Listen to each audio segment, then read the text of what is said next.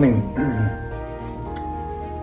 I just wanted to talk about what are your resistances which you are facing if you're applying for the MRCPCH exams, the MRCPCH clinical exams.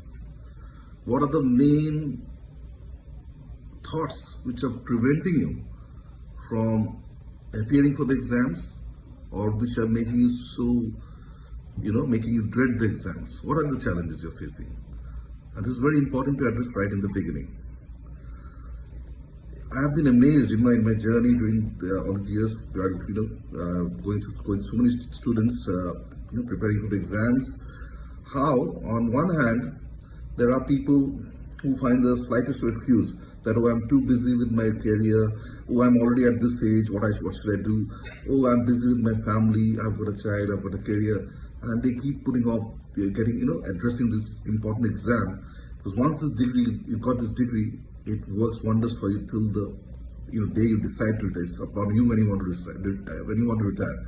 This degree gives you a passport to work anywhere in the world, most places in the world. It gives you a passport to work in the best places, in the best hospital in the world. So I'll just tell you a small story which opened my eyes.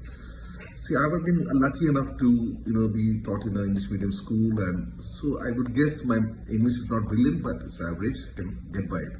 And obviously, even with that training, I did my ICSE. When we appeared for the IELTS exam, when preparing for the the UK exams and the PLAB and the subsequent MRCPCH exam, English had to be polished a bit.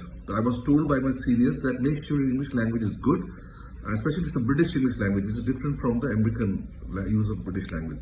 So I was advised by my seniors to see the British news, see how they pronounce, what sort of words they use, and also I was told to see some British serials, which you can nowadays available on YouTube, or if you search the net, especially serials which there are usually one or two serials which are dealing with doctors or general practice.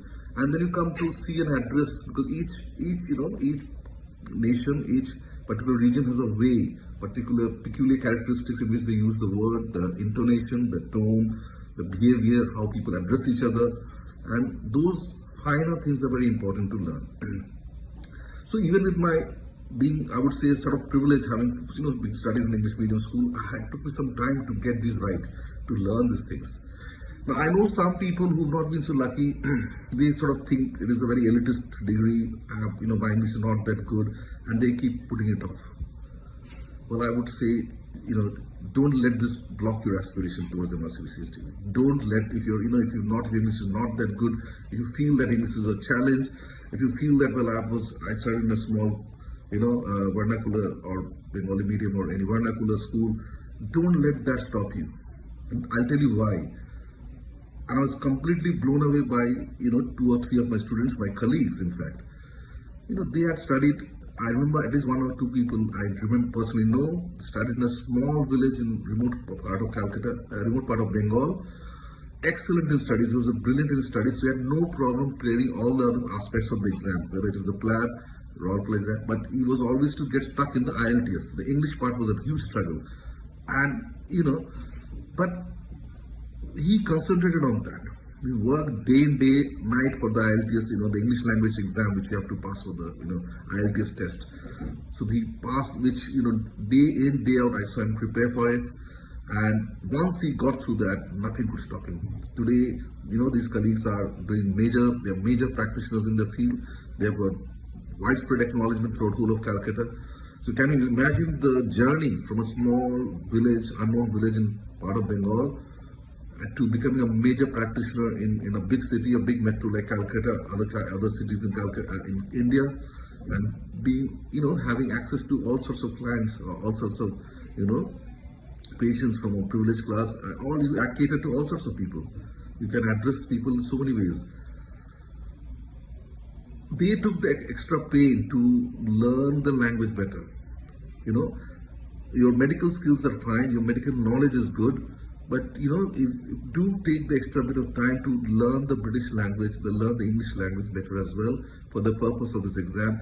So we all respect our mother tongue, and it's fine. But the practicality of today is that in the most of the world, most of the peoples in India, coming from different areas, they would know English. So English has to be an essential form of communication. Whether you communicate on LinkedIn, whether you communicate on Facebook, English would be an important part of your communication.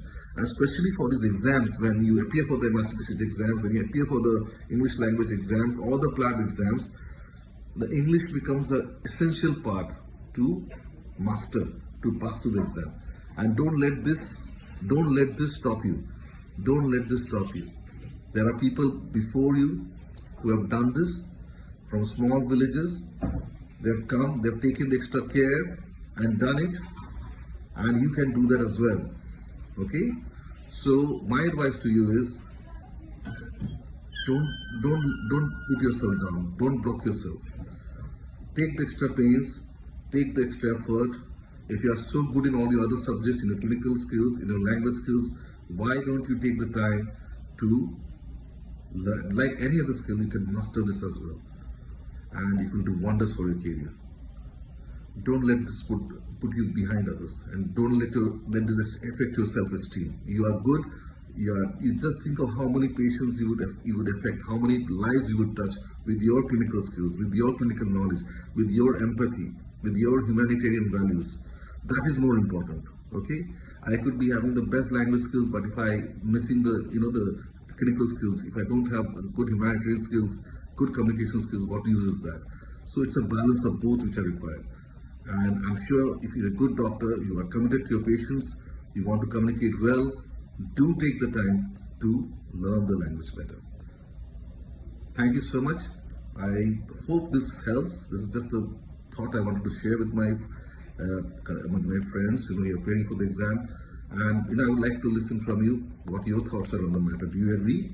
And are there any challenges you're facing? Do share below. Thank you so much. Have a good day.